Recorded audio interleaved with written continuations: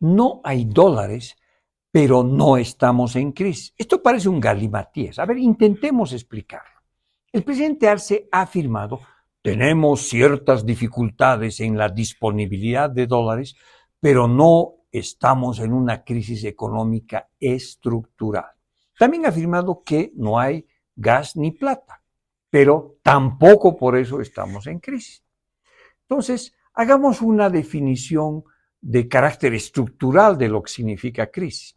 Una crisis económica ocurre cuando el modelo económico de un país pierde la fuente del excedente que lo sustenta, resultando en la pérdida de su base material y de los recursos necesarios esenciales para mantener su funcionamiento. La escasez de dólares es la punta del iceberg de la crisis económica estructural que Bolivia está viviendo. La falta de divisas es el síntoma más claro del agotamiento del modelo económico primario exportador, rentista y comercial. Veamos por qué. La base del modelo económico estaba asociado a la generación del excedente que, sobre todo, provenía del sector hidrocarburos. Hasta el año 2014, Bolivia recibía, escuche bien, 6.600 millones de dólares en exportaciones de gas y el Estado boliviano recibía de lo que se llama rentas del sector hidrocarburos, impuestos, regalías, etcétera, 5.489 millones de dólares. Se nos repitió hasta el cansancio que era el gas el generador del excedente económico. Por eso, inclusive, se lo había nacionalizado.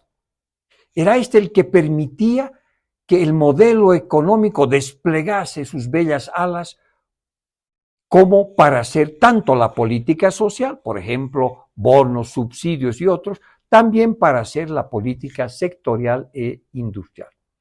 Cabe recordar que el grueso de la inversión pública a sectores productivos o infraestructura venía de los recursos del sector hidrocarburos.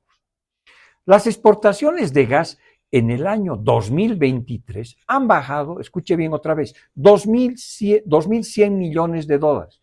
Y los ingresos del Estado, la renta del gas, algo como 1.800 millones de dólares.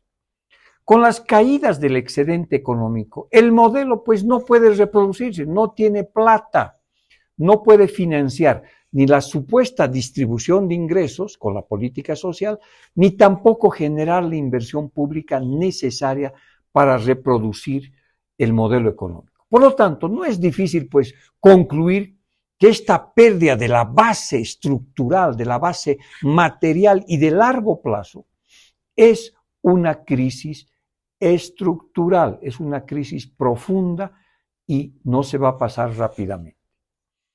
En los últimos años se ha postergado esta crisis estructural en base al incremento a la deuda externa y la pérdida significativa de reservas internacionales del Banco Central de Bolivia, que del 2014 llegaban a 15.000 millones de dólares y ahora llegan a 1.800 millones de dólares.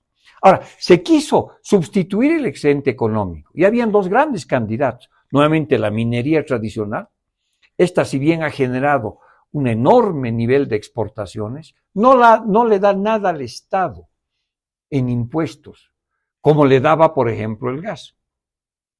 Veamos el caso de los cooperativistas mineros del oro, que exportan el año pasado 3.000 millones de dólares al año, en el año pasado, y solo tributan 2%, 60 millones de verdes. Valor, por supuesto, muy por debajo de la renta que generaba el sector hidrocarburos.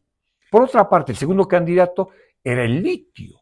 También había mucha esperanza para que genere recursos para el Estado y también para otras cosas. Y ahí vino la corrupción y los problemas técnicos y resulta que ya, por lo menos en el corto plazo, no va a ser el generador del excedente económico. Por lo tanto, la escasez de dólares es simplemente la punta del iceberg que oculta la decadencia y la muerte del modelo económico primario exportador que dependía del sector gas natural que se ha achicado significativamente.